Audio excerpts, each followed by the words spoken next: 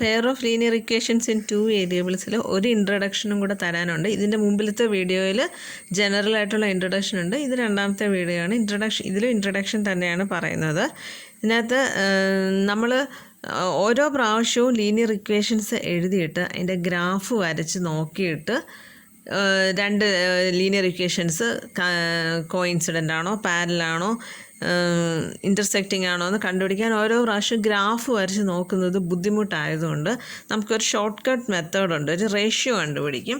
ആ റേഷ്യോ വെച്ചിട്ട് നമുക്ക് ഈസി ആയിട്ട് പാരലാണോ കോയിൻസിഡൻറ്റ് ലൈൻസ് ആണോ ഇൻ്റർസെക്റ്റിംഗ് ലൈൻസ് ആണോ എന്ന് കണ്ടുപിടിക്കാം. അതിനായിട്ട് നമുക്ക് ഇക്വേഷൻ 1 ലീനിയർ ഇക്വേഷൻ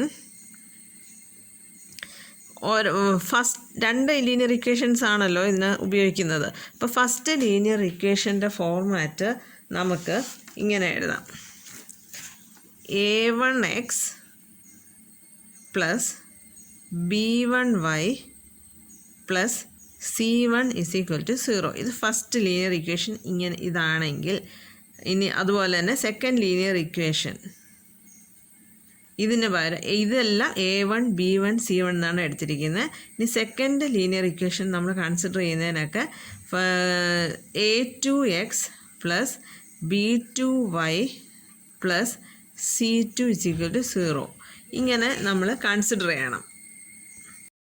ഇതാണ് ലീനിയർ ഇക്വേഷൻസിൻ്റെ ജനറൽ ഫോർമാറ്റ് എന്ന് പറയുന്നത്. അപ്പോൾ ഇതിനകത്ത് നമ്മളിപ്പോൾ രണ്ട് ഇക്വേഷൻ എഴുതുവാണെങ്കിൽ ഈ a1 എന്ന് ഉദ്ദേശിക്കുന്നത് ഈ ഫസ്റ്റ് ഇക്വേഷൻ്റെ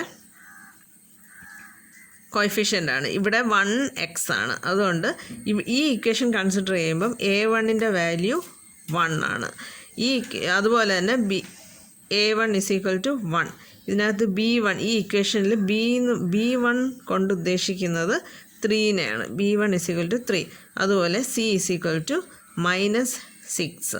ഇനി സെക്കൻഡ് ഇക്വേഷൻ കൺസിഡർ ചെയ്യുമ്പോൾ നമ്മൾ a2 എന്നാണ് റെപ്രസെൻ്റ് ചെയ്യുന്നത്. അപ്പോൾ a2 = 2, b2 = -3, c2 = -12. ഇങ്ങനെയാണ് നമ്മൾ ഇക്വേഷൻസിൽ നിന്ന് a1ഉം b1ഉം c1ഉം a2 b2 c2 ഒക്കെ എടുക്കേണ്ടത്. ഇത് മനസ്സിലായെന്ന് വിശ്വസിക്കുന്നു. ഇനി ഇതിൽ നിന്ന് ജനറൽ ഫോർമാറ്റ് ഈ ഇക്വേഷൻസിൻ്റെ ഗ്രാഫ് വരയ്ക്കുമ്പം കോയിൻസിഡൻ്റ് ആണോ ഇൻ്റർസെക്റ്റിംഗ് ആണോ പാരലാണോ എന്ന് നോക്കാനുള്ള ഫോർമാറ്റ് റേഷ്യോസ് എങ്ങനെ കണ്ടുപിടിക്കുന്നതെന്ന് നോക്കാം. അതായത് ഈ ഇക്വേഷൻസ് നോക്കുമ്പോൾ a1 by a2 is not equal to b1 by b2 ആണെങ്കിൽ ഇത് കേസ് 1. a1 by a2 ഈ a1 divided by a2 is not equal to b1 by b2 കണ്ടുപിടിക്കണം. അത് രണ്ടും ഈക്വൽ അല്ല എന്നുണ്ടെങ്കിൽ അതെപ്പോഴും ഇൻ്റർസെക്റ്റിംഗ് ലൈൻസ് ആണ്. ഇൻ്റർസെക്റ്റിംഗ് ലൈൻസ് ആയിരിക്കും. രണ്ട് പെയർ ഓഫ് ലീനിയർ ഇക്വേഷൻസിൻ്റെ ഗ്രാഫ് വരയ്ക്കുമ്പം a1 by a2 is not equal to b1 b2 എന്നാണ് നമ്മളിവിടെ സോൾവ് ചെയ്യുമ്പോൾ കിട്ടുന്നതെങ്കിൽ അതിൻ്റെ ഗ്രാഫ് വരയ്ക്കുമ്പോൾ നമുക്ക് കിട്ടുന്നത് ഇൻ്റർസെക്റ്റിംഗ് ലൈൻസ് ആയിരിക്കും. അതായത് ഒരു പോയിൻ്റ് മാത്രം കോമൺ ആയിട്ട് വരും ഇൻ്റർസെക്റ്റിംഗ് ലൈൻസ് എന്ന് പറയുമ്പോഴത്തേക്ക്. അതുകൊണ്ട് ഇത് കൺസിസ്റ്റൻ്റ് ആണ്. കാരണം ഒരു സൊല്യൂഷനെങ്കിലും ഉണ്ട്. അങ്ങനെയുള്ളതിനെല്ലാം കൺസിസ്റ്റൻ്റ് എന്നാണ് പറയുന്നത്. ലീനിയർ ഇക്വേഷൻസ് കൺസിസ്റ്റൻ്റ് എന്ന് പറയും.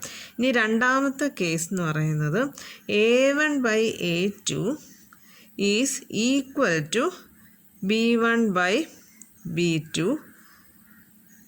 Is equal to c1 by c2. അതായത് a1 by a2 b1 by b2 c1 by c2 equal ആണെങ്കിൽ അങ്ങനെയുള്ള ലീനിയർ ഇക്വേഷൻസിൻ്റെ ഗ്രാഫ് വരയ്ക്കുമ്പോൾ നമുക്ക് കിട്ടുന്നത് കോ ഇൻസിഡൻറ്റ് ലൈൻസ് ആയിരിക്കും.